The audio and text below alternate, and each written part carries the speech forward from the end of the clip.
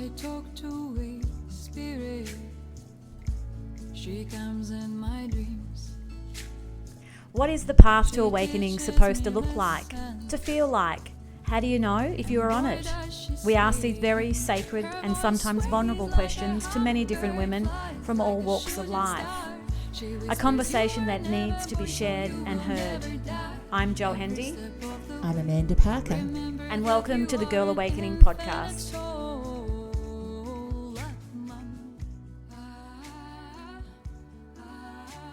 Hello, beautiful lady. Good morning, good morning. Oh, I can just feel that this one today, like many of our podcasts, we are going to go on a ride.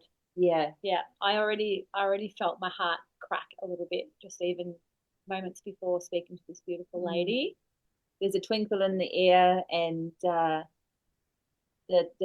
area that we're going to be speaking into, it just feels like for when this episode's going to come out, it's just going to hold such a beautiful space for so many people just to tap into and receive what our guest has to share. So So we've had this lovely lady on once before. She was our first NDE guest, and it was so beautiful. So we are so honoured to welcome back Dr. Maxine Therese today from Childosophy, which we love.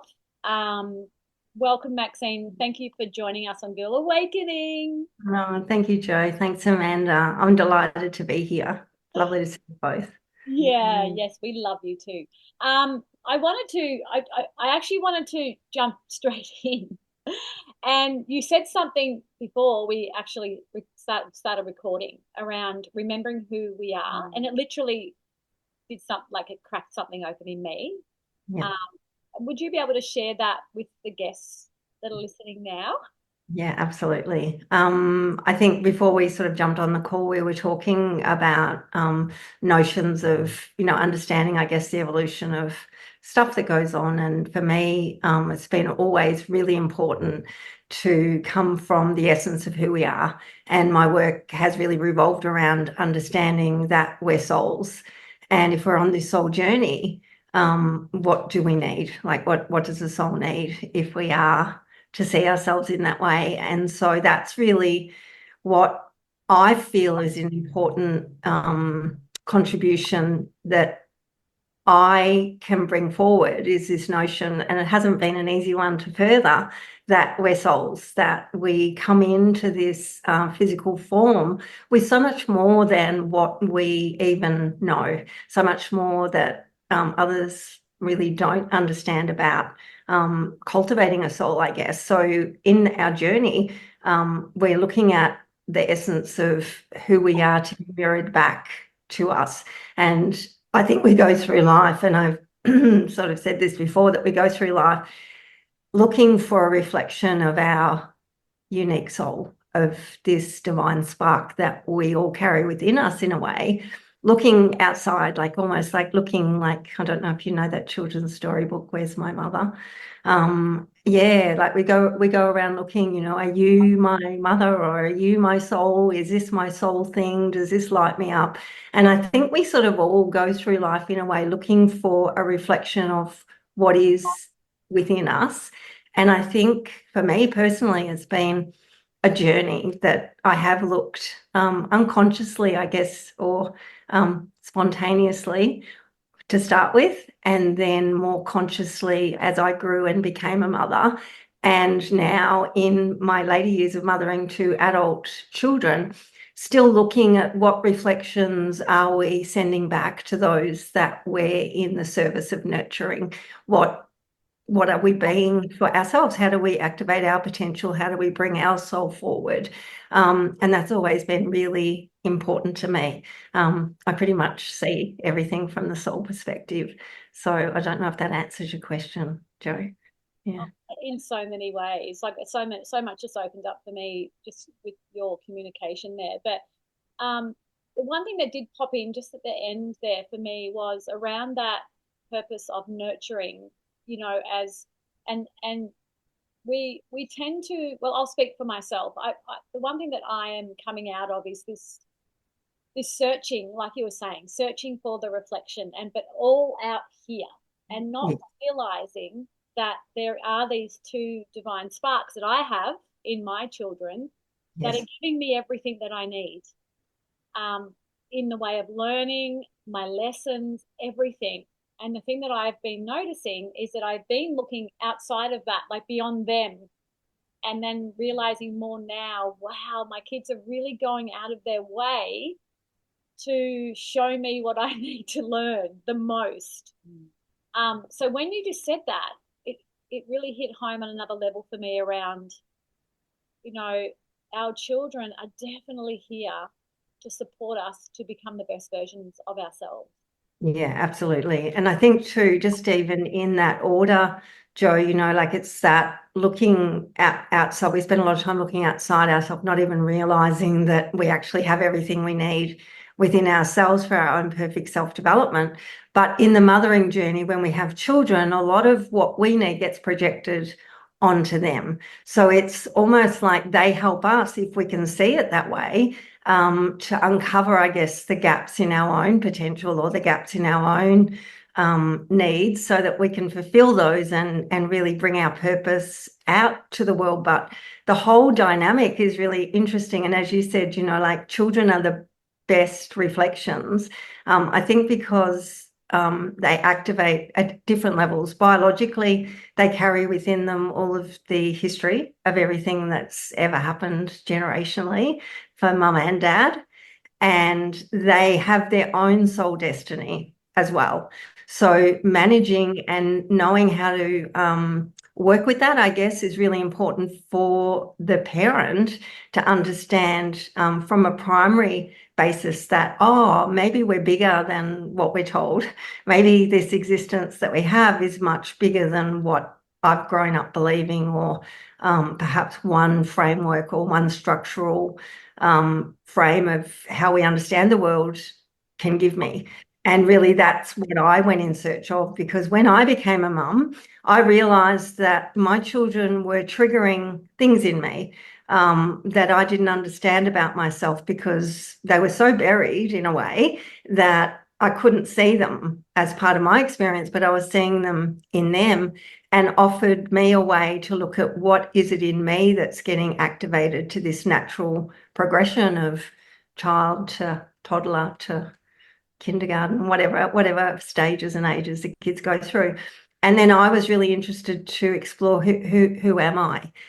Most mothers, most parents, but I think particularly mothers, go through this rebirth, as many people are now talking about, when they become mothers, and then knowing where to put our focus. Yeah. And I guess because it is that nurturing role, so much focus goes on the child, but if we can simultaneously spend that time focusing on what it is in me that's getting activated as I take on this nurturing or caregiving role, that's much healthier in a way, even though they're our reflection and they're going to mirror those things back.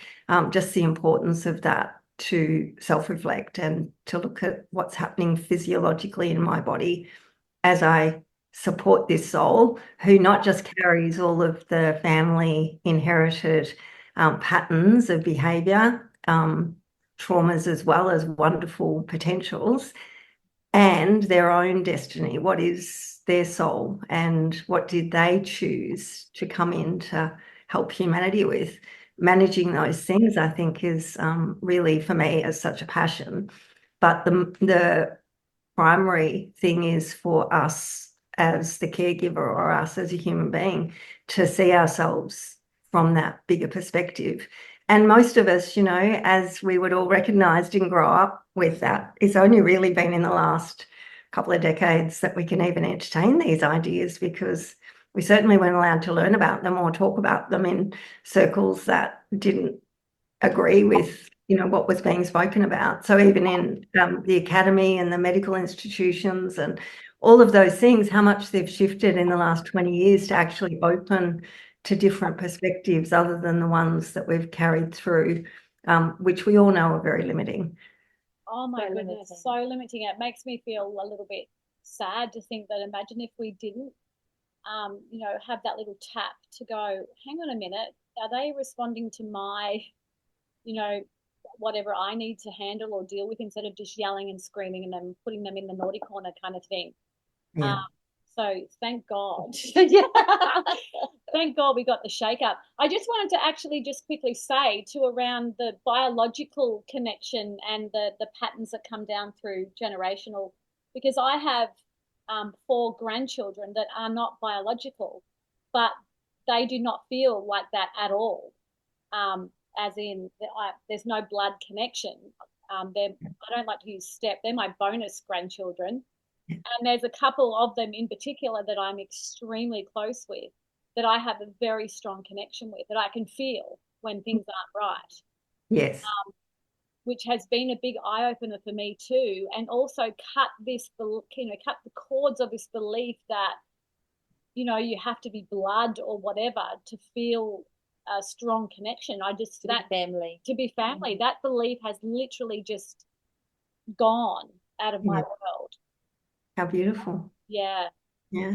What I was listening to you, hearing you say then too, Maxine, is like how the blessing of space in the relationship between, you know, being a parent and as you said, that rebirthing experience that is very much like, you know, in day-to-day terms you can say, and the words just came out of my mouth, exactly what my mother used to say to me, and I swear I was never going to say that. You know, it's how mundane it is, but it's like it's a very and what Joe was just sharing then, the energetic and frequency resonance of those relationships. I mean, it's a very multi-layered, multifaceted dynamic, isn't it? And sometimes that inherited material has a life force of its own in the way that we get triggered, as you shared, or the way that we behave in certain situations, or the way that we feel we need to be our best parent. And sometimes that's completely opposite to what we experience because we want to get so far away from that. Or, you know, carrying on certain behaviors. Yeah, absolutely. Best intentions. You know, and I just want to jump back to Joe's reflection and then tie that in, I think, Amanda, because beautifully, like, I think when we see ourselves from an energetic perspective, we really do see that we share a field of energy. We share a quantum existence. We're all part of the whole. And anything that's unresolved in the whole really demands calibration or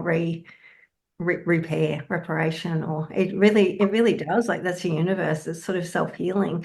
And I think that when we start seeing things energetically, then those that we resonate with, those that we have a vibrational match with, in a way, those that we're close to, those that we're in physical space with, we really do become so attuned to each other.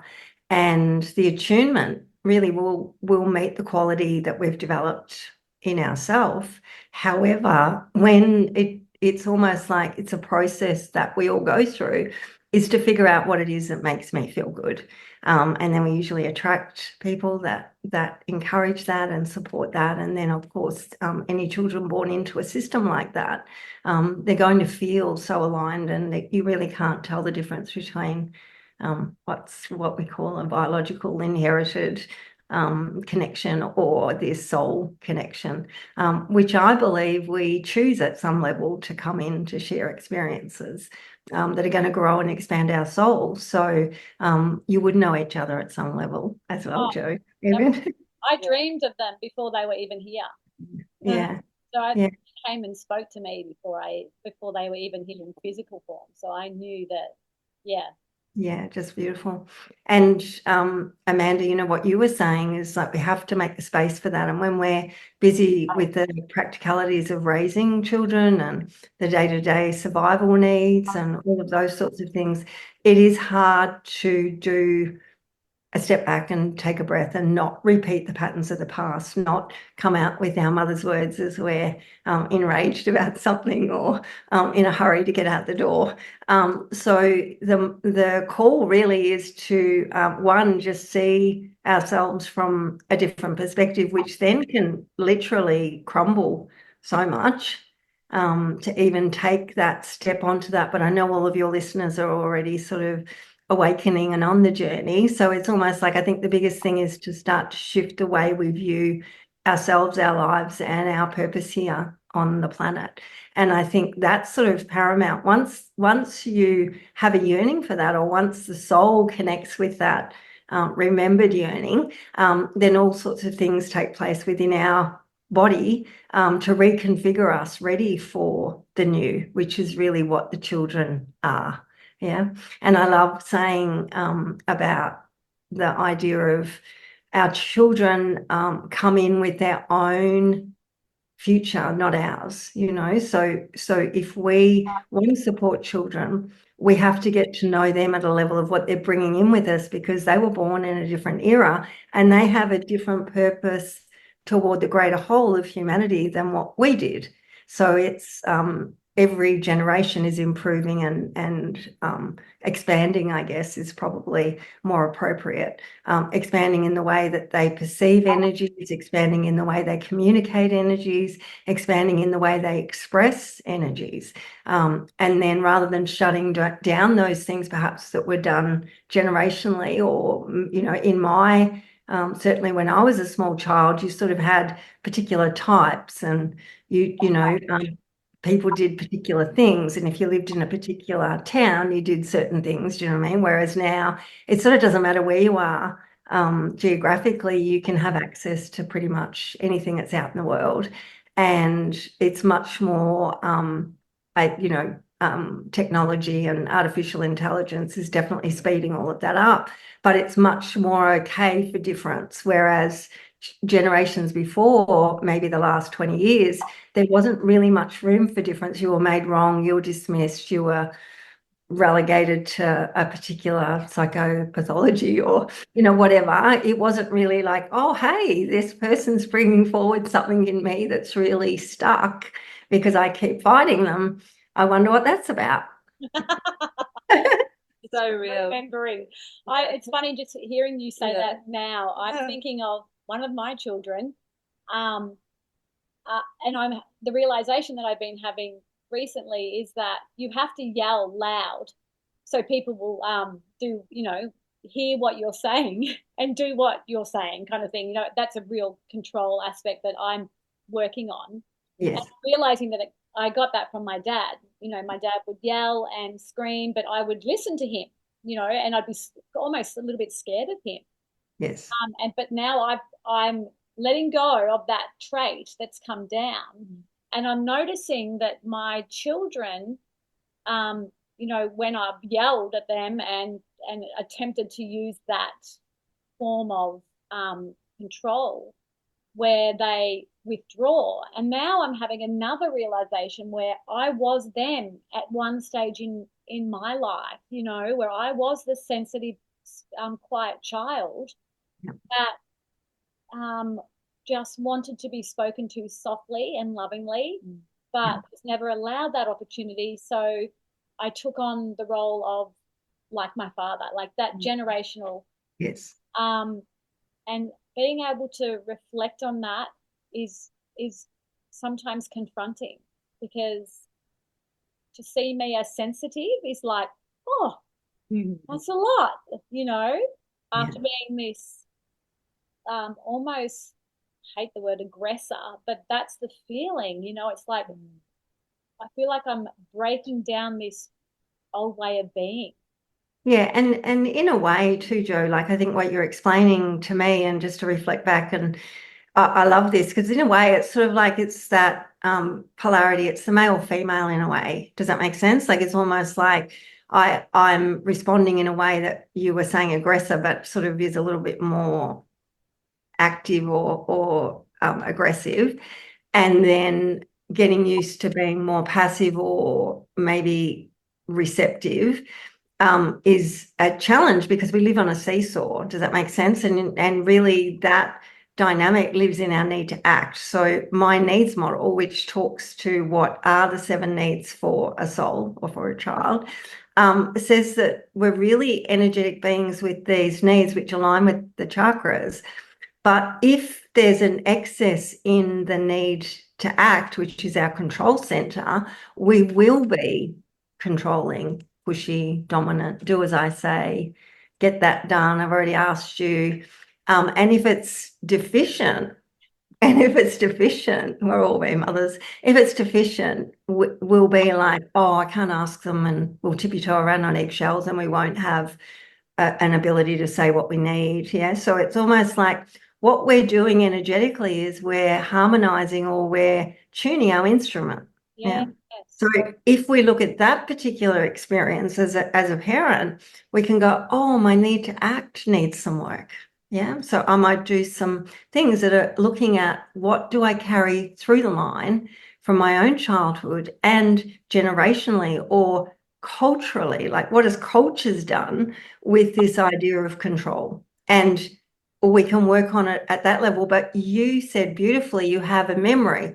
So we're all beautiful beings that draw on all sorts of resources to help us expand. And mostly what we do with those memories is close them down. So it was like you were saying too, Amanda, like how do we sort of work through all of those heavinesses that come to parenting? And it's almost like, well, if I can see this as an energy that's common for all bodies, then when my body gives me an awareness, or I have a memory or a feeling or an intuition about something that doesn't feel right to me, then I can draw on my history. But mostly it's forgotten because we forgot we were the sensitive little girl. Yeah. We forgot that. And we forgot how it felt to have a big person tell us or demand of us without giving us freedom to stand up for ourselves or do our own thing or choose our own thing. So they're all concepts that sort of tie to what you were speaking about. And it's a dance. Yeah, it's this constant dance.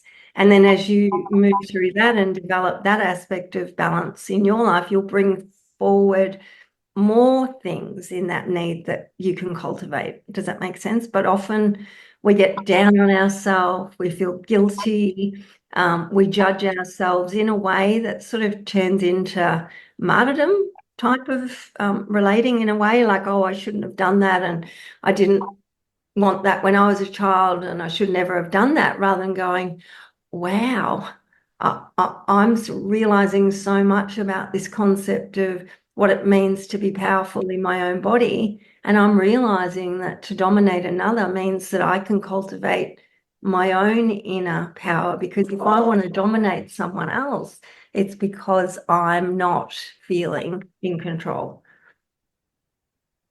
That is so powerful and just so freeing. And listening to you reflect that back and the dance that you just shared, I was reflecting on a very clear moment that I had when my children were little, and someone saying to me, you need to speak louder, you need to show them who's boss, you need to use a stronger voice to get them to do things, not listening to you.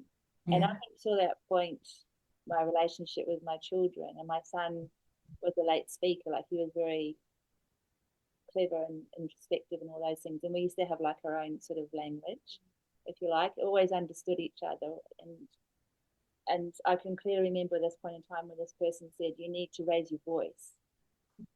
And just hearing you speak then, and in that moment in time, and going, oh, okay, so I need to be more authoritative, I need to be the parent, and it wasn't my resonance, but I adopted it. And I feel like I've come full circle, like 18 years later, nearly 20 years later, to going to, and in that journey of exploring myself and who am I, that I've been stuck in that dynamic where raising my voice meant I stepped more into the yang, the control of the doing, as opposed to the feminine flowing, receptive, which is my natural state. You are. And I, raising my voice in a song or something, but not in I don't need to raise my voice for people to hear what I have to say. Yeah, beautiful. It's been a very powerful lesson and learning Yes. And And that need to speak, which is our fifth need, you know, in a way, Amanda, you know, we're told, aren't we? We're told, oh, you shouldn't do that, you should do that. Or why don't you try that? Or you're not doing enough of this. And I think that's sort of the instruction that we've received. Not everyone, but generally culturally, it's like we tell others how to raise their children rather than yeah, so don't do that, do that. When there's no attunement, like you're not in a position, or perhaps as a young mum, you're not really confident in your own self-expression where you can say, you know what, this works for us. Yeah. And we're developing our own way of communicating that is allowing us to learn and grow together as we bring our voice to the world. But we are, and we sort of feel as a default there's something wrong, don't we? When someone says, oh, you should do more of that, it's sort of like, oh, am I doing something wrong? Rather than this is sort of what we're doing at the moment. And advice is wonderful. Like I read a lot. I welcome any sort of advice, but it has to resonate. And when you said to me, or when you just said then, Amanda, that it didn't resonate, it didn't resonate. So then we adopt sort of a false self. This is the false mother, you know. I'm going to speak more directly. I'm going to speak, I'm going to repeat myself or whatever we've decided. And the child sort of knows that's not your authenticity. yeah, they I do. sort of know, mum's acting like that's not my mum. Why is she being funny? Why is she being weird? And then it's you're not in your truth, and they know They sense that, and as a result. absolutely, and all sorts of things can happen in that process because as we're learning and growing to trust our own intuitions as women, you know, we can wobble too. So we might think, oh, I didn't deliver that properly, I've got to learn how to do that again, or you know, this is who I am now, we might say to the child, and this is what I'm learning how to communicate more clearly or whatever. And then the child will challenge us, and then I guess we might listen to them as the authority instead of the person who said don't do that. Now, this is a really interesting point that I'm raising because I believe that we need to give children the freedom to be themselves and to help us to understand them from a soul perspective. But when it comes to parenting, the parent always really, in a way, has to be the parent. Yeah. They've got to be the parent and clearly demonstrate to the child that I'm taking care of my needs. Yeah. I'm taking care of them. I'm not going to expect you to learn with me as I'm developing my need to speak because I listen to everyone else and don't trust my own intuition. That's too much for a child. Yeah, so what we need to do in a way is sort of look at ourselves and go, oh, someone's telling me what I should do and that makes me feel something. And then as a result of me feeling that something, I'm now projecting that onto one of the most important relationships in my life because I haven't developed that in myself. So that's the awareness. Does that make sense? So children are actually going to say to you, you're actually not being your true self. Like they won't say that, but they'll kick back. They'll bring forth something that challenges us. Like, are you for real? And then it sort of challenges us again to go, oh yeah, that didn't work either. So then we look for another way. Should we involve the child in all those processes? Probably not. Do we? Yes. But how do we step back and just sort of say, I'm triggered by someone telling me that I need to speak up. So we've sort of caught it before we project it out into the world. Does that make sense? So if we could look at someone giving us a criticism and it hits us, it's like, oh, wow. Yeah. I feel judged, or I feel reprimanded, or I feel blamed. We've got an opportunity to catch it before we make all of these, it's almost like convoluted, or I sort of think of it like morphing, you know, when things get shape-shifted, like we start to create a story around it. Yeah, we create a story around it and we'll try it out. We'll project it onto someone else. We'll say the same thing to someone else because we didn't know how to hold it in our body, so we have to get rid of it. All sorts of things will happen. So it's really beautiful just to go, oh, wow, someone's telling me how to parent. What does that feel like? Yeah. Yeah. Let's face it, as soon as you get pregnant, people are willing to share their stories with you and and and tell and what happened for them and and process by having that conversation, but also pass on their learnings to you. And it is a constant kind of need to filter and as you just shared then, to stop and say, oh, recognize. Yes. So in that space, what are some useful things that we can do as a absolutely. Like I remember I don't know if I've told you girls this story before, but I remember when my youngest son was around about 20 and he asked me why I hadn't sorted out my shit before I had children. Good question. Thanks, Mum. I said to him that I didn't know I had any shit till I had. I was going to say, didn't you do the thing that you want to say when you think about it for like half an hour later? You go, actually had my shit sorted out. Then children came. I didn't know I had any shit before I had children. So I think just being curious, like I think we live our lives. So this is like more of a generalized like soul response in a way, Amanda, but then to apply it to parenting, I think we live our life in a very program structured way, like we grow up having to achieve things, we grow up getting to the next level, we grow up learning how to be in public, all sorts of, we grow up being conditioned. And then when we meet another, we don't generally meet them from the essence of who we are. We don't meet them from a whole self, body, mind, spirit. We don't meet them from this sense of I am, this is who I am. We meet them from like a projection of what we want them to see in us almost. So that process means that it takes us longer to realize the energy that's coming at us. And as I said before, that's when we'll convolute or tell a story or get into drama or mix up something because like we haven't really quite understood the energy that's coming at us. So we naturally analyze it and project it either to another or self-talk, like, oh, I'm no good because that person looked at me sideways, or, I'm a bad mother because I've been told that the way I'm speaking to my child is not right.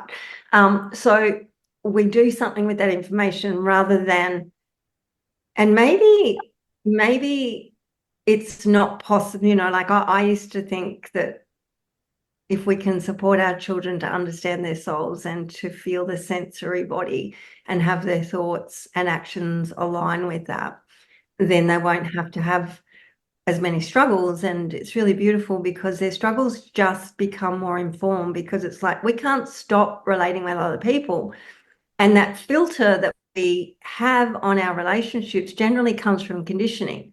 But when we're in the present moment, we all sort of know what that is. But when we can pause, take a breath and feel what's coming at us without deciding, we haven't decided whether it's good, bad, indifferent, a judgment. We haven't put a story on it yet. And we just feel it. And we ask our body in a way, we sort of become not disembodied, but we become a self that can reflectively feel. So when someone says something to us, we sort of naturally start to feel through our body first. We pick up the feeling, and it might be like, oh, that hurt my heart, or that made my head ache, or that made me feel fuzzy, or that felt like a kick in the guts. Now, body wisdom is so important for us all to understand, but it gets shut down very early on. So part of that conditioning process is sort of don't listen to that. I know more because I'm trained, or I know more because I'm older, or whatever. So a lot of that gets sort of pushed aside or relegated to not as important as our mental capacities. Whereas in my work and what I've discovered as I've studied and also through mothering is that that's our primary mode of being. We feel first. We feel everything. We're sensory beings. We're feeling everything. A lot of the stuff we feel, we can't even know where it comes from. So if that's the case, we don't know if it's 3 generations ago. We don't know if it's from something that happened to our mother, or we don't know if someone's got a particular thing going on, but we feel it. Yeah. And we're trying to make sense of that based on a really limited map. So if we can just say, what if the soul perspective means that I've got to be integrated body, mind, spirit, and the body is the first thing, the sensory body. It's my vessel. The body is the first thing that feels energies. Then it decides what to do with it. Then we decide what to do with it, which is our interpretation of that feeling. Now, the interpretation can be flawed. It can be someone else's. It can be wounded. It can be, the interpretation can be off the mark of the feeling. And we live our lives sort of trying to regulate our feelings and thoughts together because we're disregarding what did I feel and how did it feel for me? What did what that person just say to me? Where did that hit me? And then I'll make a decision about my response. But a simple technique, I guess, I love before, and I love how deep we can go so quickly. How do we do that? And I'm like, well, we've got to see ourselves in this way as an energetic being to start with. We've got to realize that everything that comes at us comes through the body, and that if we can attune with the body in a more present moment way, then we're actually going to start to understand ourselves, not pretend, not have to put on a fake persona, not be a false self. We can be a true self. We can be a self who feels their way through life based on what we know we need, because our body's giving us guide that we can then interpret. And the bigger the map to interpret those things, the better. So if we had a feeling in our body and we're like, I've got a sore tummy, and our caregiver's like, oh, just take some medicine, or you've got a sore tummy because you ate too much chocolate. Yeah. Says every mother ever. Or you've got a sore stomach because you didn't have enough sleep or whatever. So that's how we start to interpret our body responses, by what someone else has said. Whereas, yeah, and we can do this for ourselves, but this is the important thing to do with our children, is that what do you feel your stomach's telling you? Yeah. What do you think it's telling you? We don't put our story onto things. We don't load them with our, oh, you should talk louder, or you should do this because I said so. We're opening the dialogue to say, oh, what do you think your sore tummy means? Now, we might know that they had too much chocolate, that it's sleep, and that they need to have something to soothe it. But if we load them with that, then that takes away their authority. That's taking the child's authority from them. And it's teaching them that someone outside themselves is their authority, not themselves. So going back to what you were saying before, Jo, like this is an important thing, that the child is the authority, but not the parent. Yeah. So the child's the authority of their own experience. You're the parent supporting the child to become an authority, but how does any authority support another person to become an authority? Through doing it themselves. This is so interesting, because I know with what you do too, with the Childosophy work that you do, you're being with children and you're going through their bodies to find out where they need support or where they need clearing or whatever it is. Yes. And straight away, I'm thinking about this as you've just gone through that beautiful, information that you've just given us, and thinking, wouldn't it be wise to be having the parent there and doing that with the parent and then doing it with the child? Yeah. I know, like, is that... Well, if you did it with the parent, Jo, you wouldn't need to see the child. Oh, this is where I'm thinking, yes. Yeah, so energetically we mirror neurons, copy behaviors. We know enough science now to not even, I mean, there's a lot of people that will go into that, but for me, it's this intuitive sense. Like, this has always been the driver for me. And it's like, yes, like if I, as the mothership, the caregiver, the person who is really supporting another soul, and that can be any relationship really, but it's mostly parent-child or teacher, like a lot of teachers, or practitioners of children, of which there's sort of a lot more these days because of what children are going through, with understanding themselves and not having maps that help them understand that the anxiety mightn't be theirs. It might actually be something that's carried unknown and unspoken about in another member of the family that is not able to look at it or doesn't want to see that perspective.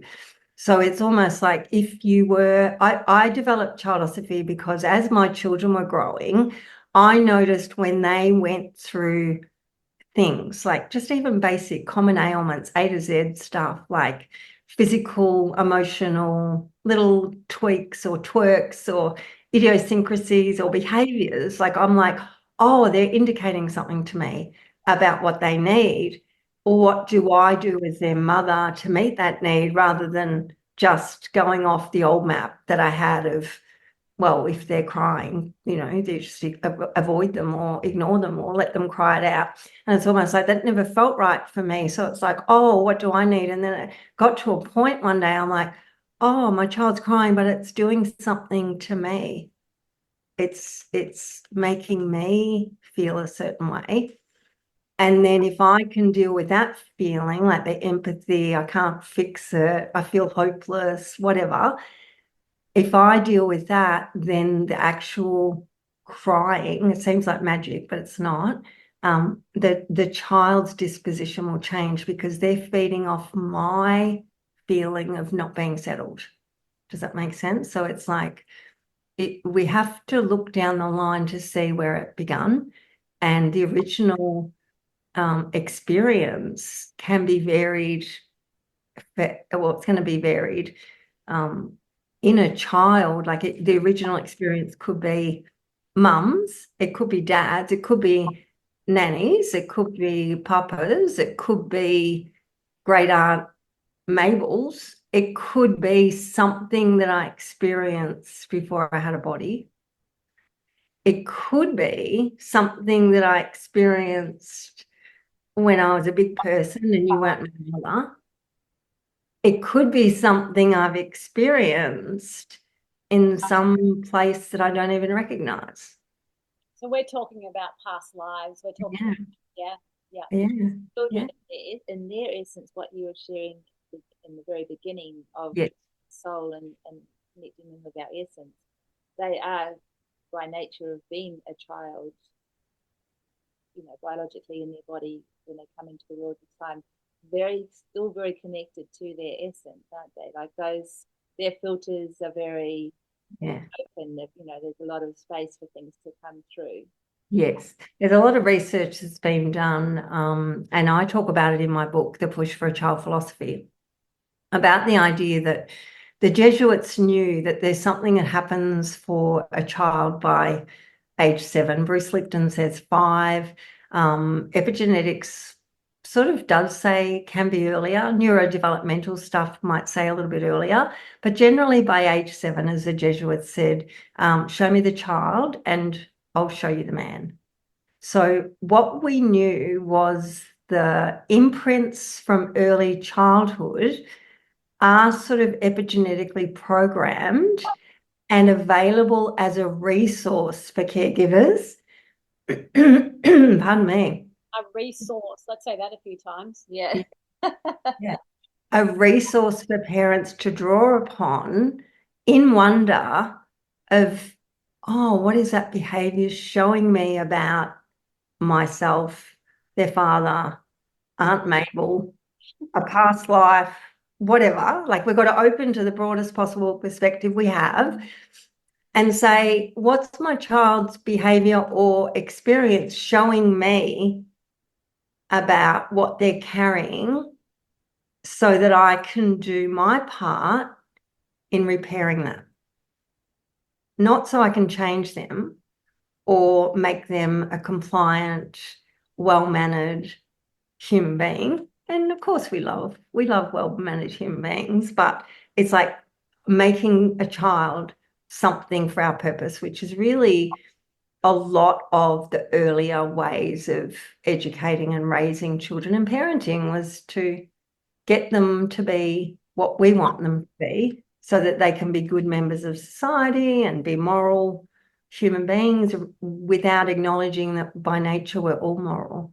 We all have our own moral compass, and if we can support children to reveal to us what's happening for them as they interact with the world, then we're enabled to support them to know themselves, which is that philosophical tenet that Socrates says, that we can never really help someone. We can only help them to understand themselves. I love that. I have a Yeah. couple of Divine. I have a couple of like things that have happened as a parent that Yes. where you know, one of the children have gone and done something that's not great, and you know, it's almost like Trevor and I have been there, and you know, I'm in my state of wanting to control it, wanting to text or wanting to ring and say, get your ass home or whatever. Shut it Yeah. down. Yeah, shut it down and let them know how I feel. And Trev's like, honey, what about if we just chat about what we're feeling and where has it come from? And so I've, you know, once I've gathered myself, we've sat and we've started just communicating of what I'm feeling. What is it that's bringing up the anger or the wanting to control the situation, wanting to let them know, you know, what is that in me and why am I doing that? And, you know, luckily I've got a husband that's very understanding. And we both kind of pulled apart the feelings that we have. Yes. And all of a sudden, the child turns up at the door. Yeah. Comes home. Yeah. Doesn't know why he's come home, but he's come home and he's just like, you know, and I'm just like, every time I almost cry, because I'm like, how does this shit work? How does it work? You know, we're clearing the way, and that's what we're doing. We're bringing our own stuff out so our children, it doesn't matter who we're talking about, because this type of work is quantum and it can happen for anyone. But when we clear our own stuff, it opens up a clearer pathway to the people that we're directly connected or aligned with, to allow them to then look and go, have a little bit of space around them to see that moral compass and go, that way is not morally right for me, but for some reason in this moment I can feel where I'm out and I'm like, okay, I need to go home. Or because you're freeing out, you're not actually carrying out behaviours that aren't theirs in the first place. Yep. Yeah, it was beautiful because like so much is happening within even what you expressed, Jo. So before, when you said, Amanda, about like how do we start to do that, it's that self-reflection. But as Jo beautifully said, sometimes we get ignited. Sometimes we get like, it's got to be this and I'm worried and I'm panicked or whatever. We need to do something. Now, to have another voice of reason or someone to mirror back, perhaps we need to look at it another way. Or what if we just take a breath, come back together and feel into what else might be possible in this moment. So that connection, your intention shifted. So almost like you might have been panicked, Jo. You've got someone who's actually holding the energy field for you, where you're able to be that, but also see that there might be another way. So your nervous system starts to relax, and the nervous system's not sending out, Amanda, like you said, the same message. It's almost like there's something about what you're emanating now from your body that's sending a different message to the person you were focusing on. Does that make sense? And then in that process, you've come to be, you've breathed together, you're a unified force. If you're both the parents of the child, he feels he can come home because you've come home to each other. And there's something beautiful about understanding that we get crazy sometimes. We're human, you know, we're going to get a little bit triggered or something's going to come up. But how quick are we to come back, I guess? I mean, a lot of people call it re-regulation. I feel that misses a lot. I feel like talk about a regulated nervous system doesn't really speak to the dance that's happening energetically between people who love each other. So what does that look like when we clear all of the story and the stuff? And generally it is like, what can we do in this moment? If we're worried about someone we love, how can we come together and focus on what we can do? Can we breathe together? Can we do something that's going to say, can we pray? Can we send out like a force field? And then watch the thing that we've been focusing on change, whether it be a child or a plant or anything. Yeah. Situation can be anything. Yeah, of course. It can be, yeah, a stuck feeling about something. Yeah. Because what that brings into play is how there can be, because there can be a parent or there could be two parents. Yes. There's two parents, you know, and also the dynamic gets trickier. There's also that dynamic between the parents, and if there's, you know, with stuff there or barriers or, you know, there's always stuff there. Ways of the parenting, that type of thing. It brings other obstacles to be, you know, embraced, isn't it? Mm-hmm. Yeah, and I think too, you know, like there's always stuff there. There's always little things, even if you have like harmony and agree and see the same perspective and have the same values and morals, and even if all those things are in alignment, there's always going to be residue from childhood stuff that comes forward. So it's almost like when we feel that we are always experiencing stuff, it's sort of like, oh yeah, we're just unpacking lots of things, but it doesn't feel like that. It feels like hard and heavy. So then we can think, oh, it's all right because those people have got, like, they don't have as much stuff. And it's almost like, well, everyone has stuff. And when we say, oh, let's welcome it all and go, oh, on a gradient or a spectrum, it's like, I think at times we have a lot of things that we're navigating, and at other times it might be subtler, more attuned tweaking. So sometimes we're chipping away, trying to see a shape, and other times we're like polishing it. Like, it's like, oh, there it is. So if we could see the energy dance in that way, it's like, oh, what is it in me that feels I have more stuff than others, or that I've got more to work through before my children are okay? We want to really feel into all these statements too, because it's like, this is what we're creating. Does that make sense? Because it's like really beautiful. I think we all have stuff, and I reckon if we all just said we've all got stuff, where do we start? Like, who's first? And let's get in there and let's just like work on that, because your stuff is going to be reflective of my stuff. Is going to, if that can be resolved or even attempted, like even surrender, hands up, you don't have to do much. Things will recalibrate or reconfigure, and acknowledging that it's okay to have stuff too. But also the irony is that it can feel so hard. Like, I wish it wasn't this hard to feel all these big feelings of panic or worry or not having alignment with the child's other parent. That can feel really hard, and it's almost like we need to ask ourselves, what can I do with what I've got? I've got a body, mind, spirit. I've got choices. I've got the ability to self-reflect. Most people I know have the most amazing ability to self-reflect if they're not in defense mode. So softening the nervous system and opening to wonder is a wonderful phrase that really captures the idea that we all know about mindfulness and curiosity, and we know about this notion of suspending any outcome, just the awe of what's happening. But being in the question is a term that I like to use. It's like, how do we, from this stuckness or this feeling, how do we become more open to questioning what is it that I can do with what I've got now? And I think most people always find they've got a choice. Now, we mightn't like it because we might have to stay in a woundedness a little bit longer, or we might have to realize that we're going to have to put up with a little bit of physical pain or financial pain or emotional pain or whatever it is.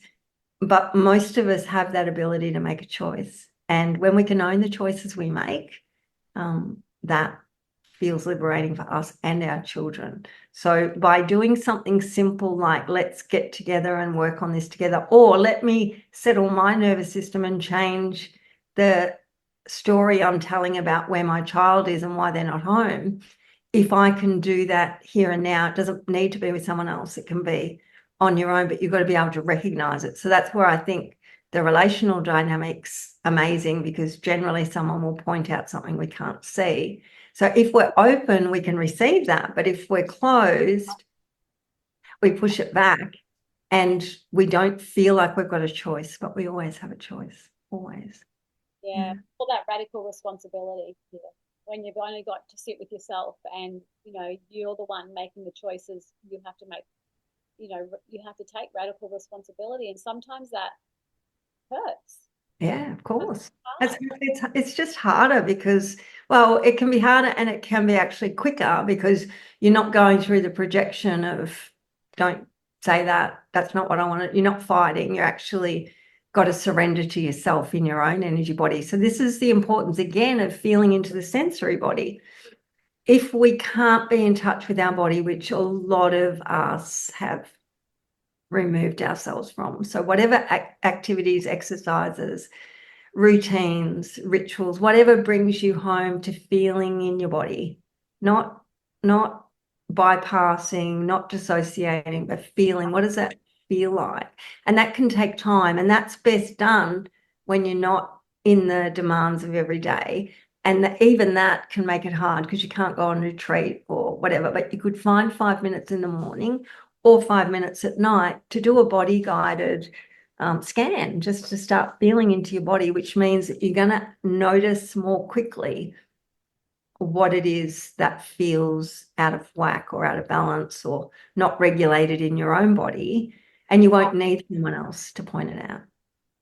And then when someone points it out, you're already like, yeah, I felt that. I felt that straight away, and I knew that, and thanks for showing me what I knew, because now I can take it further or deeper or whatever. Yeah. But that's just so beautiful, saying thank you for showing me, or just bringing that up one more time, because I thought I tapped into that last night. I did, but it must be still lurking. Thank you for still sitting. I've been working on that, and you still see it. Thanks. Yeah. Oh, it's beautiful. It's like you think, oh, but I've gotten so much better, like at that. And it's like, yeah, well, on a spectrum, you're not doing the chipping, like you're actually polishing, but we get offended, don't we? It's like, don't you know what I've done with this piece of rock? Like, you didn't see it before. And it's almost like, well, it's not actually anyone else's job to see it before. You've seen it before. And you know the steps it's taken to get to this point of polishing, and you want to thank someone for saying you missed a bit. Yeah. Oh, Brought up my stuff. It's like I shared something with Joe the other day about how a man hangs a picture on the wall and how a woman hangs a picture up on the wall. It's hilarious. It's so funny, like he's detail. Yeah, but it's literally what you just said. Oh, you're polishing something, and someone goes, oh, you've missed a bit over there, and you're going, well, yeah, but I've done all this, so what that bit over there? Why don't you polish it? It's like all these things come up instead of the thank you.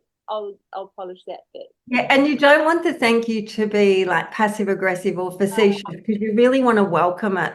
But it takes a long time to get to a point, as you both would know, to be able to have worked so hard on something, someone point out the bit you've missed, and for you to go, oh yeah, because like by polishing that like is the icing on the cake or the whatever. But it takes a long time because it's going to trigger, like if someone hasn't recognized all the hard work you've done over there, or you haven't, or you've been doing it to please someone else who hasn't recognized, or you're doing it to please mum and dad who have never recognized. And then that's what the trigger is about, more than someone saying, oh, you've done a great job, but you missed a little bit. Because we should be able to receive information like that without our stories attached to it, if we just feel into our body.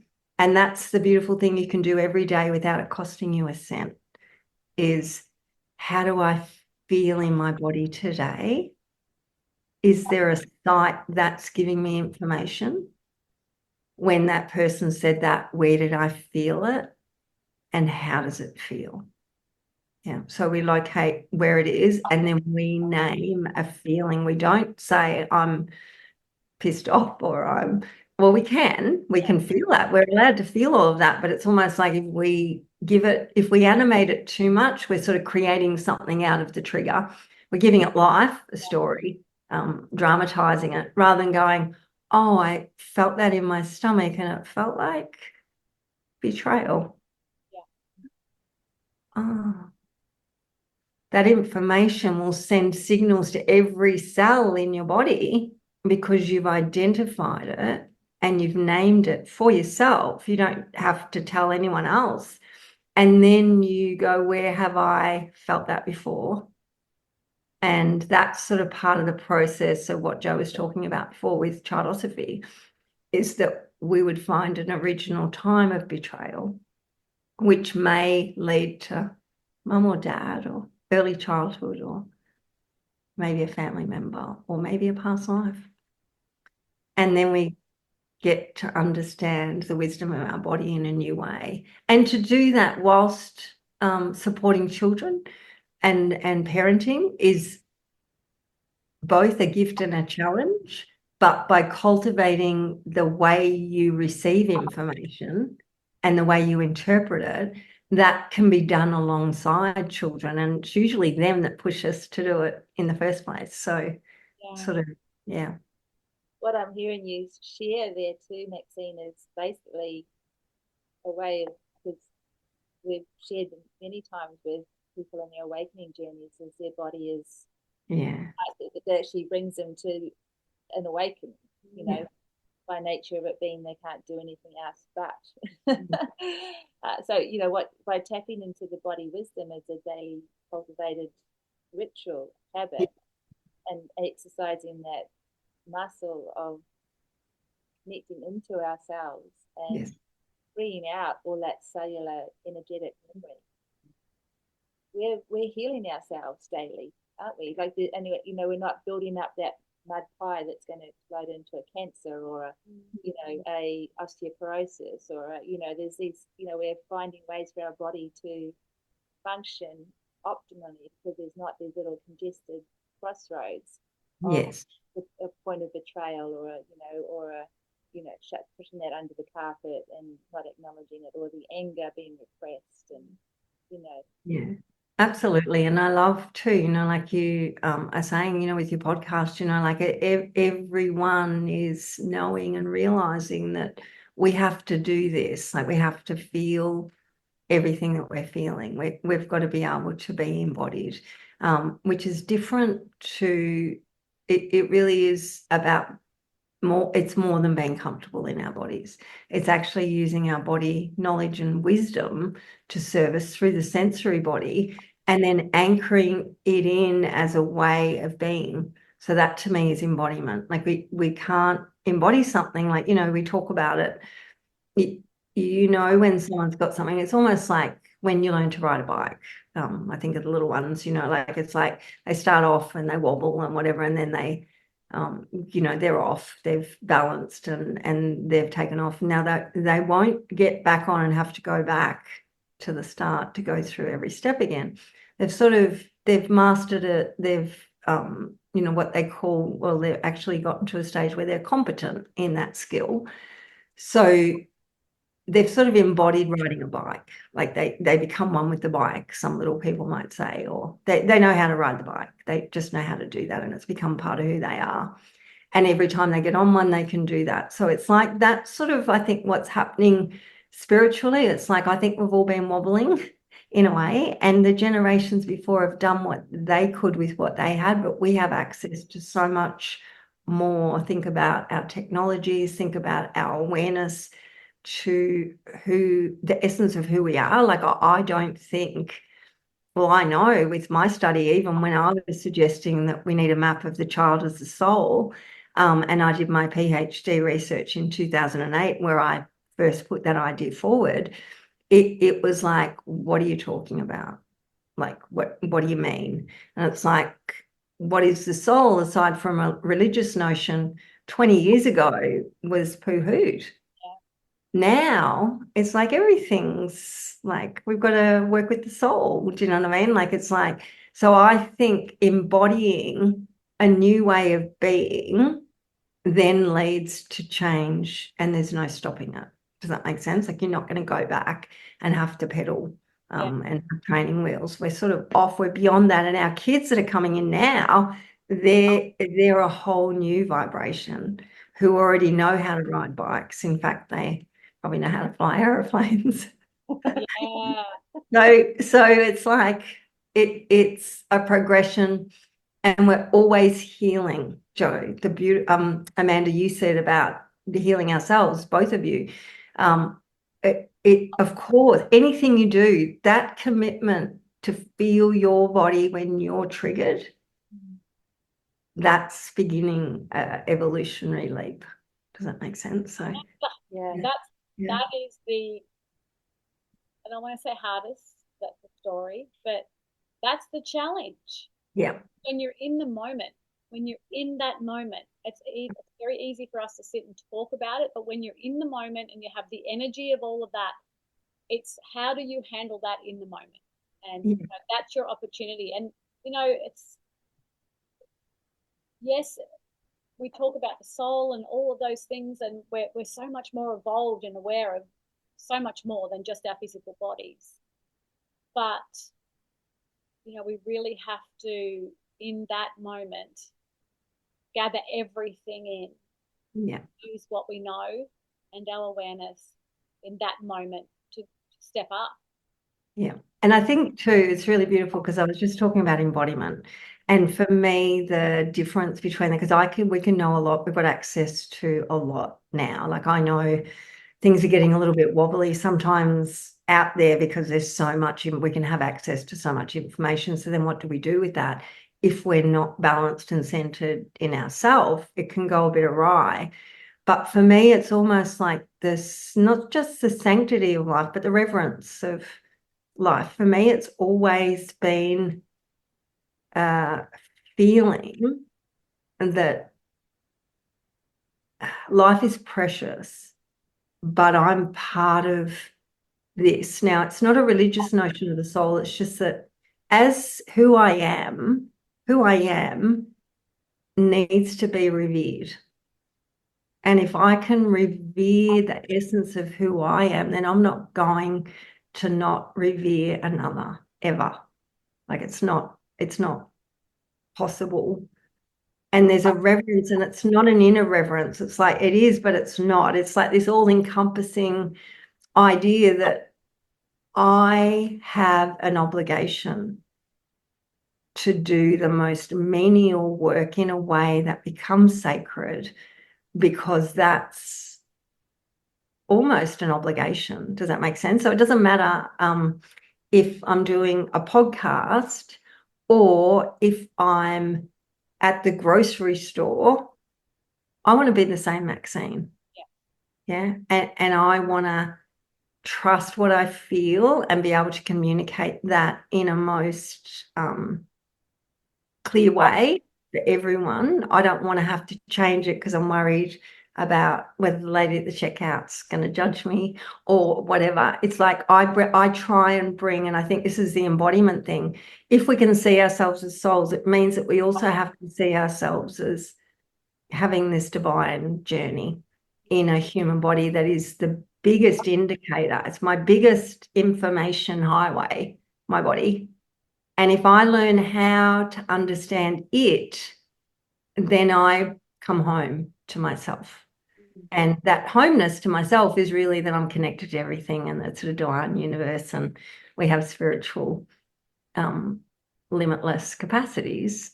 But if I stayed stuck in that, I wouldn't be able to go grocery shopping in a way that had reverence for the lady that dropped something on my toe as she was checking out. Does that make sense? Yeah, despite the Yeah. Yeah. It's like, oh, that hurt, not what the, you know what I mean? Because you're still going to feel everything. You still and that's the hardest part, Joe, you said, and Amanda, you've mentioned this too. That's the hardest part. So that's our job. No one else's. That's our job. Whoever we are as a human being, if I feel triggered or something's not at ease in my body, then I'm the only one that can actually take accountability for that. How do I start to work on that? What tools do I need? What techniques do I need? How do I start to know what I need beyond this conditioned or false self or whatever? I use false self because it's a term Winnicott used in regard to self-development children. So he said we learn, we come in as a true self and we learn over time to be a false self, to please others, to be something for others, and it's coming back to that true self. That's really our journey after the conditioning's gone. But my curiosity has always been, what if children always know they're a true self? What if we don't have to? But that's actually not possible either, because we're human beings and we have this memory in our bodies that carries through generations to serve us. And I think the way that we deal with the memories is changing, not the eradication or the changing of a species in that way. It's really about, oh, how do I deal with that? What am I using as my map forward? And how do I manage the stresses in the everyday life so that I can live a life divine every day, not just on retreat? That's beautiful, Maxine. Just bringing that back to the children again. If we exercise that embodiment in ourselves, Yes. we are the truest reflection for our children. Yeah. And guiding them to be knowing themselves the best and encouraging them to adopt that practice. Yeah, well, they watch, you know, they absorb, they're looking out there for a reflection of how do I be in the world. And if you're reflecting that you be in the world by tuning in with yourself, learning about communicating how you feel, managing your emotions, getting through things that might seem difficult, you know, that's being modeled, and that's how they come to understand themselves. Yeah. Goodness, that's so beautiful. Look, we have been Well, for an hour and a half. That's amazing. An hour 20. That's so cool. We have a habit of, I know, it's getting lost into it because it's just so, it just feels so right. You know, it just feels, I just resonate. It just feels like you're speaking to my soul. I actually just wanted to talk, because I think it's aligned with what we've been talking about, just to close it off too, before I know you have a last question.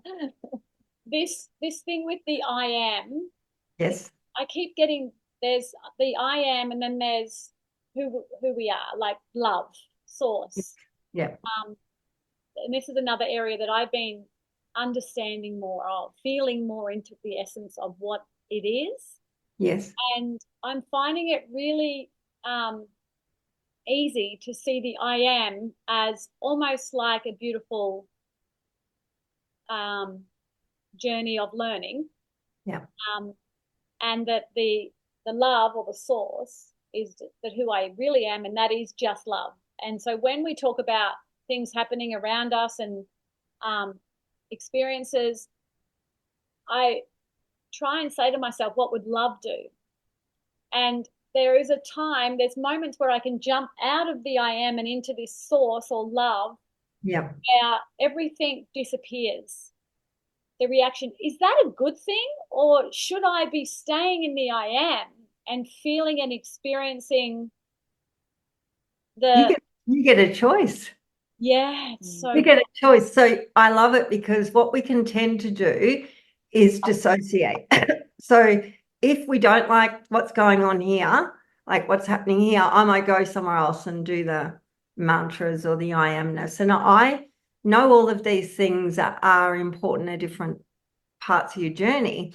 But I would say to you, there's no difference, Joe, between the mess that I'm in and the I amness that I perceive as love, because you are that.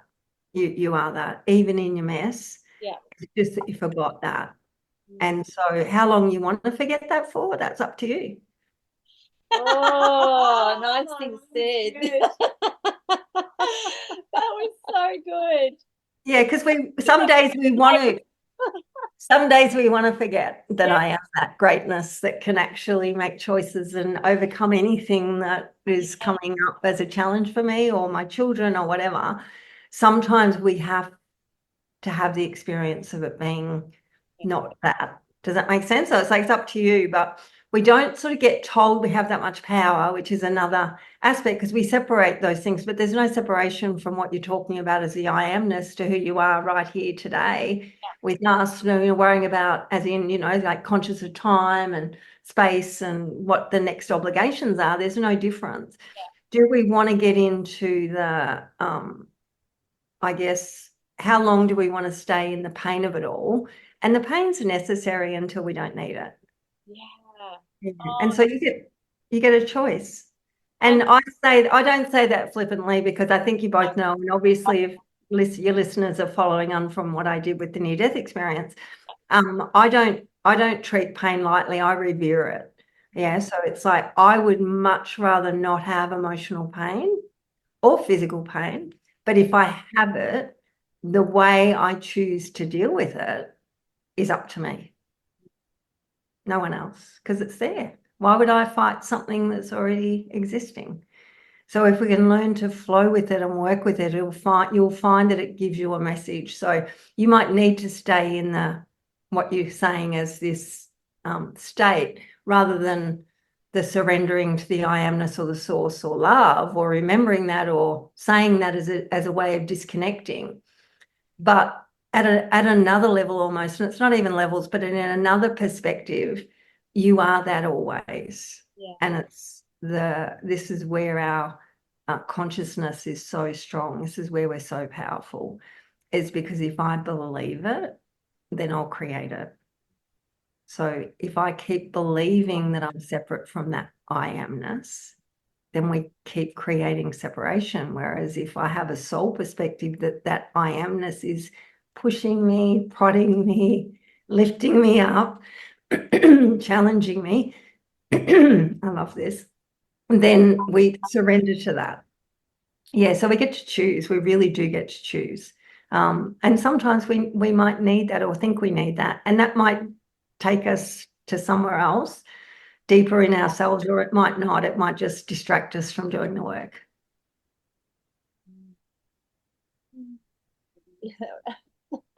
I think this is going to be an episode that'll be like, I'm going to have to go back and listen to it. Several lessons and pin to the top of the list. Well, I'll have to watch it because I don't remember a thing. So because when we met you before, you shared wonder, and a few people have mentioned the word wonder since, and it has a lot of philosophical meaning, doesn't it?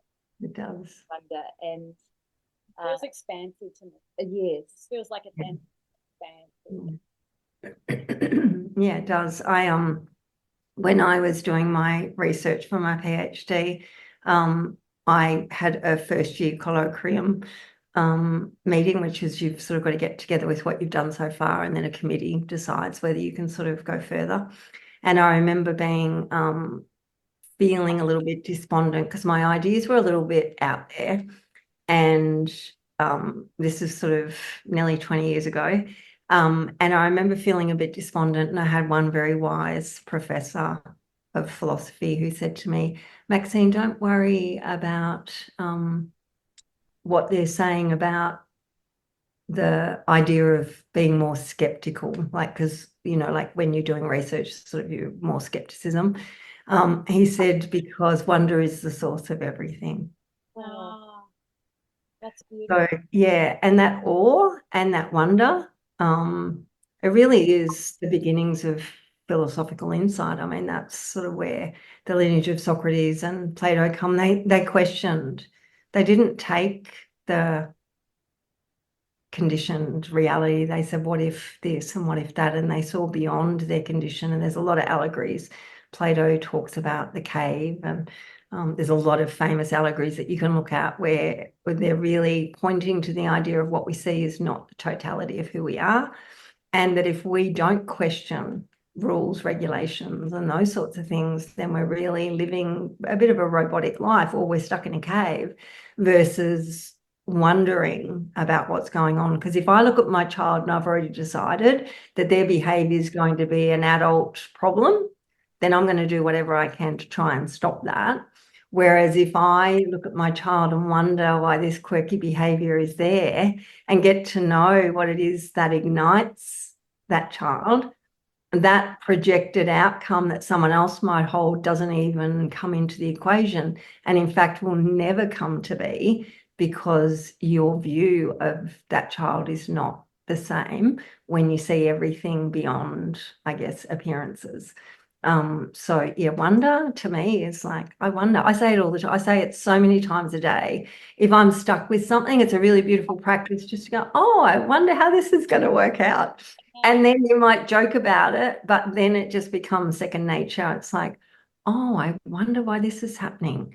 And then you open. And what we do know is, from neuroscience, shows us that when we ask a question, a part of the brain lights up and will not shut down with graphic resonance until the answer comes.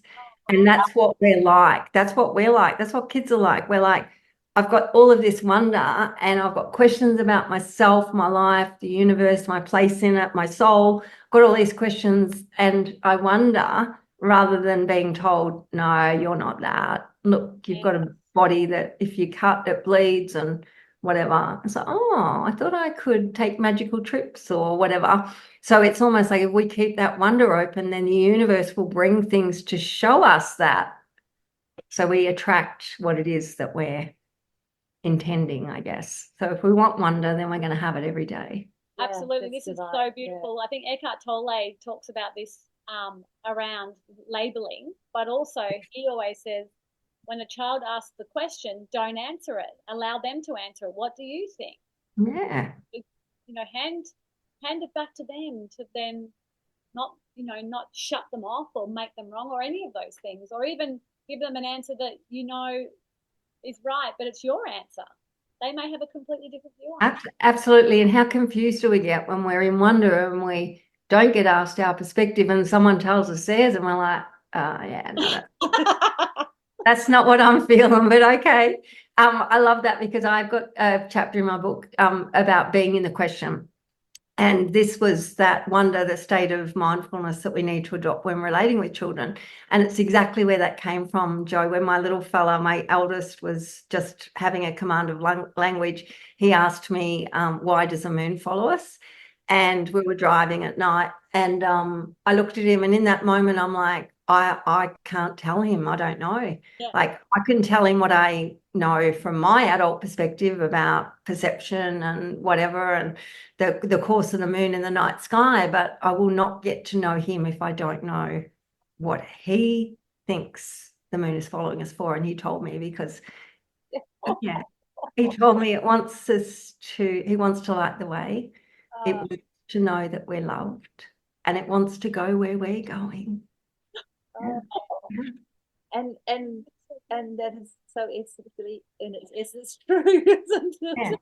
Yeah, and so beautiful. But it's the meaning that we have. Like, if we if someone keeps telling us we should have this meaning about a feeling, then we sort of go, I don't know, we just get off track. We get all confused, very confused, versus what about you? What does it mean to you? And as your caregiver, can I support what it means to you? And in simple things like that, like you said, Jo, beautifully, don't tell them. Ask them to tell you what they experience. Ask them to tell you what meaning something holds for them. And you get closer to understanding them, but you also get closer to helping them to stay true to what they feel. Yeah. A very, very fine line before we close. We're going to have to close in a few minutes. There's a very fine line, which I just came in just then around, shit, it's just gone. What I was going to say, but no. I have no idea. I wonder what Jo was going to say. Oh, I did. I was going to say there's a very fine line between having the answer from a loving space, yes, really isn't it? Yes, and being of service.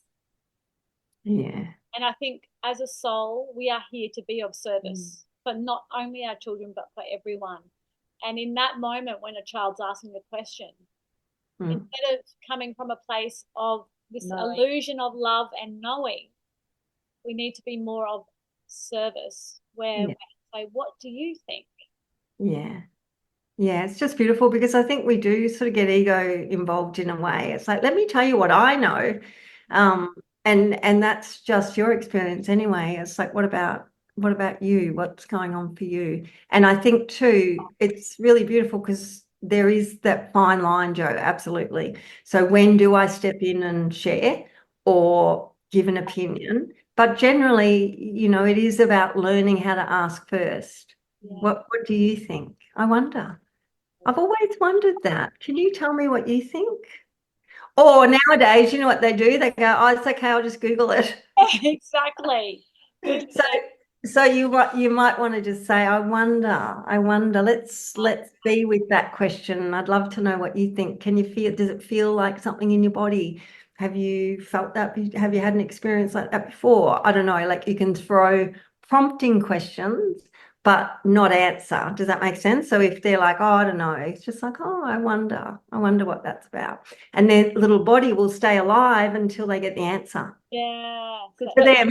Yeah, for them, because what you're bringing up for me also is an opportunity to invite more conversation around things and connection, because often we can be struggling to find things to talk around, you know, things that aren't really in it, you know.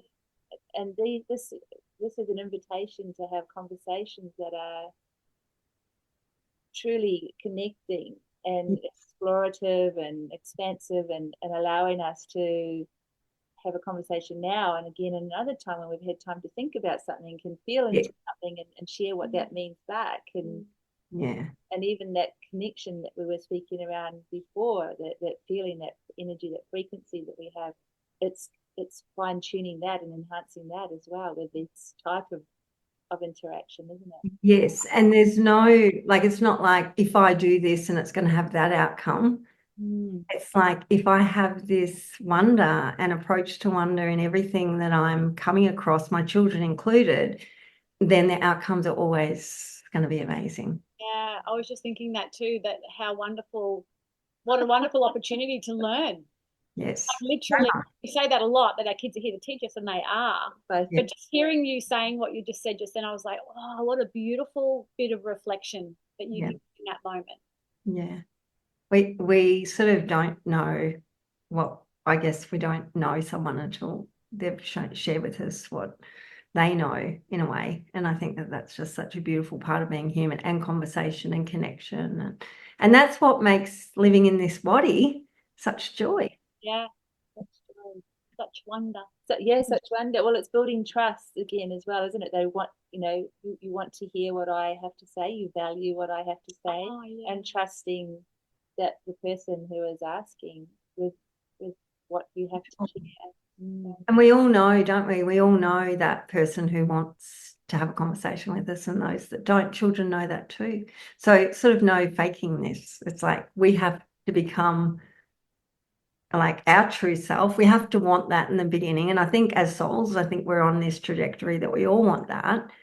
But how we come about it's going to be so different. But when we want connection with our children, we have to start to demonstrate that outwardly, because that's what they feel. So if you're disconnected from your child, it can be simple to reconnect with yourself and intend that you want to bring that forward, that part of yourself forward with your children, and that will generally shift things. Work on yourself. Yeah. Can you quickly just dive into a little bit around what Childosophy is, because we've spoken a little around it, that we've only touched on it very. I could talk about this so much. Sorry, we always do this. Childosophy was born of my need, I guess, to have a map and model of children that transcended what I was seeing as a mother. Like, I didn't like that I was told children grow developmentally, and if they don't do a certain thing, then they're not going to have a certain next step. And I didn't see it that way. So I looked everywhere for a map that I couldn't find. So I ended up going back to university to study psychology and philosophy. And I really loved philosophy because philosophy helped to answer the why, not the how. Like, why do we do things as human beings? What does these behaviors mean? And why do we want this potential knowledge? What's this for in the furtherment of humanity? And philosophy answered a lot of those questions for me. So I went on to do my PhD in philosophy, where I proposed a new map of the child based on the chakras. So an energetic perspective, but in order to do that, I had to position the child as a soul, which we've talked about, and then understand and demonstrate, I guess, that when these needs are cultivated, so when we have a need for safety and security, when we have a need for freedom and a free-flowing emotional life, when we have a need to act and be motivated, so the first three needs, we can, when they're cultivated, it leads to an energy flow within the body, a wonderful play of the self in body, mind, spirit, that allows the child to be having experiences or be in the world in a way perhaps it wasn't possible without understanding them from this framework. So Childosophy is also a modality that I developed that's based on the philosophy and the model, the map of the soul, the foundational needs model. But it's a 10-step process using energy reading. So getting into understanding how energy flows in our body and how we can read and measure energy in others through a kinesiological test, and pinpointing and finding what's going on in another body or ours. And then how do we actually work with what's coming forward as information? How do we be in the wonder about, oh, that's telling me that, but I don't agree with it. Just being with that and questioning our assumptions, questioning the things that are coming forward in our life. And generally by the end of the process, you have a lot of relief, awareness and movement in ways that you really can't describe. So that's what Childosophy is. It's my map and model. It's a complete philosophy of the child, but it's also named Childosophy because it means child's wisdom. So it's the wisdom of the child, the wisdom of the body, and how if we can help children to understand their body wisdom from the very beginnings, then anything that comes up for them can be understood as a potential thing just to work through, know more about a lesson, a roadmap, whatever it is. And I guess Childosophy has a lot of different tools, techniques, products. My book, it's my baby. Yes, and look, I will vouch to, because I have used Childosophy with Maxine, and it is incredible. If you have a child that needs support outside of the everyday world, that's very gentle but extremely powerful. Extremely powerful.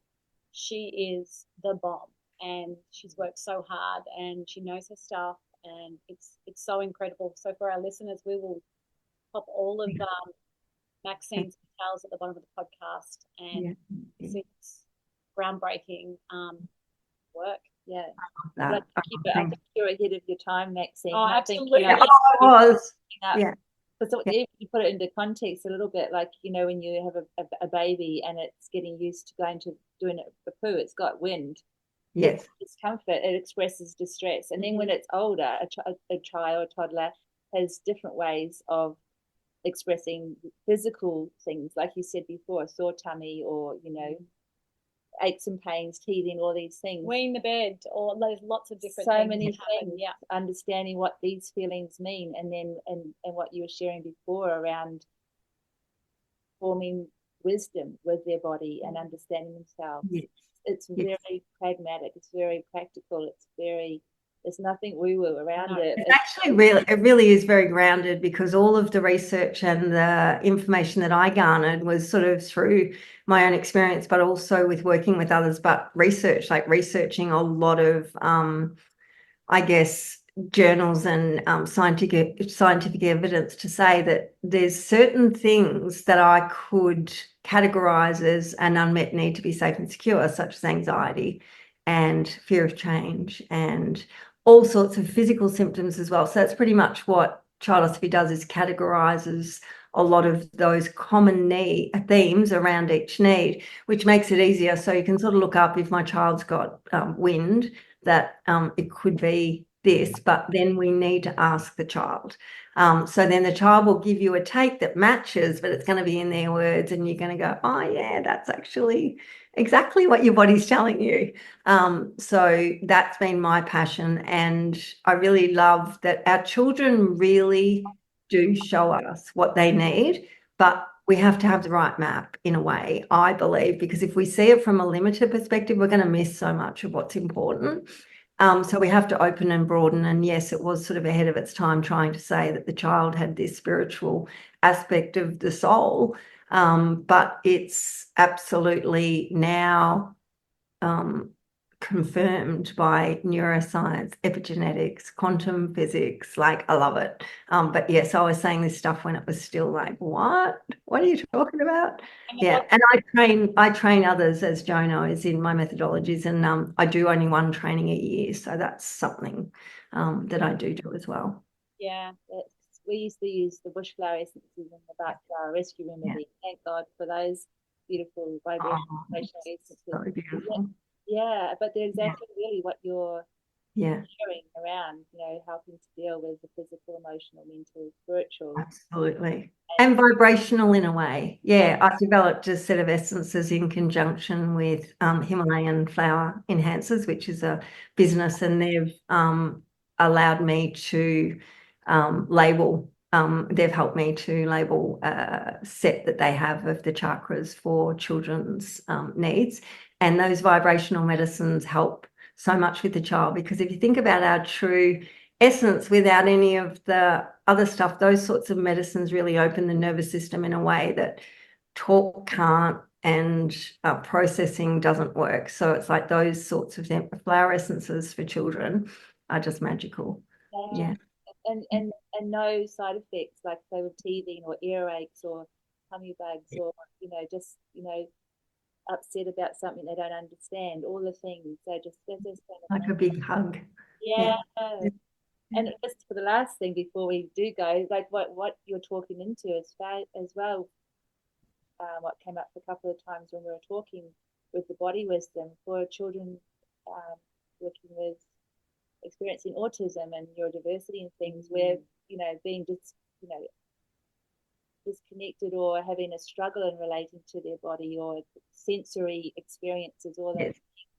This is also a very amazing place to come to parent, or, you know, for the children. Yeah, I work with lots of children that are neurodivergent, and generally by being with them and feeling into, you know, the wisdom and the knowledge that's coming from them and communicating that back, it generally does have a resonance for them. So that's another way in. So it's almost like not thinking we have to do anything, just getting close to someone, feeling and mirroring perhaps what you're feeling they might be experiencing as a stepping point, not telling them, but just asking, did something just happen then because I saw you shrug your shoulders? Yeah. And sometimes when I shrug my shoulders, I don't know what to do or say, and they might agree. Yeah. So we're using the body's wisdom and understanding, the knowledge of the body, to communicate to someone that these are all common things. Like everybody who doesn't know might raise their, might go, I don't know. And that's a common thing that most people can go, oh yeah, we all do that. And then, but why I do it is not going to be the same way. Same reason that Joe does it or Amanda does it. So that's what we inquire into. So then it's like, oh, what did you feel then when that happened? Did you not know something, or is there something you don't want to talk about? Yeah. So then you just sort of open using that body expression. So with neurodivergent kids too, and it depends because there's so many, and every soul is so unique. So it's really bypassing that we have to do anything and just really attuning energetically with someone else and feeling what you feel and using that as a feedback for them. Childosophy helps with that as well. So yeah, it's really important. Amazing. I love it. I think it's incredible. And we're not just, offering them a medication, which is the best thing of all. So yeah, for all of our listeners, all of our mummies out there, and daddies and guardians and all of those that have tribe around them, or the child within you're trying to find a relationship. Yes. And teachers love it too, just to understand what's going on sometimes for kids in the classroom. How do we understand their behaviours beyond just deciding punishment or whatever? So yeah, it's absolutely. Big time. Is there anything that you'd like to just share with, like often our last question with our guests with their awakening journeys is, what do you see with the world? Oh, I love it. I see that we're moving into a different way of being. I see that our children are helping us to uncover a lot of things that have been repressed and unknown about through their bravery of being themselves. And I think the more we can allow our children to bring forth what it is that they're offering us in the way of their gifts and their information without deciding what it is, that we're all growing, we're uncovering things perhaps that we didn't think were possible, and we're realizing potentials that we could have only imagined when we were little. Wonder. Yeah, they are. Children are amazing, but we were all that once too. So helping us understand that naive part of ourself that is always in wonder, that's what's going to connect us with the future, I guess, of the children that are coming in, just to be curious. I wonder where this is all headed. Yeah, I wonder too. It's wonderful. I know, it's amazing. Oh, thank you, Maxine. Thanks for joining us today on Girl Awakening. We love having you on. Oh, I love being with you too so much. Thank you very much. I would just like to share one little thing as an accolade to my children is thank you for, as the two people I love most in the world, for helping me to be learning as much as I have learned about myself that we've shared together, because I don't know do it without you. Amazing. And who would we be if we didn't have these amazing reflections to show us what a soul is? Really just beautiful, so beautiful. What a gift. What a gift. Thank you for your children enabling you to express this wonderful philosophy that you are sharing with our children. Thank you. Oh, you're welcome. What I'm here to do. Thank you, beautiful lady. Thank you for listening to our Girl Awakening podcast. We are also on YouTube as Girl Awakening. We'd love to see you there with comments on how our guests resonated with you or your own awakening. Please share the love with a like and subscribe while you're there. A blissful thank you to Ksenia Luki, the amazing artist behind our theme song. We will see you next week. Bye. Bye.